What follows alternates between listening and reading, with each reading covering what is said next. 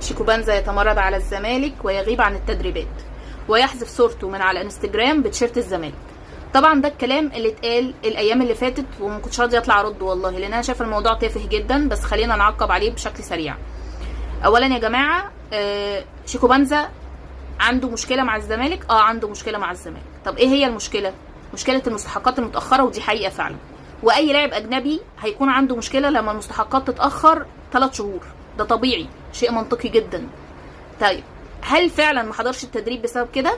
لا، ما حصلش. هل حذف صورته من على انستجرام؟ الحقيقه انه لا برضه، هو من ساعه ما جه وهو حاطط صورته بتيشيرت المنتخب بتاعه. طيب ايه بقى الحقيقه؟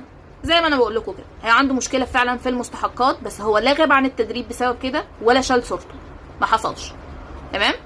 كل ده كلام بيطلع قبل اي ماتش قمه يا جماعه، خليكم عارفين كده ومركزين. تمام؟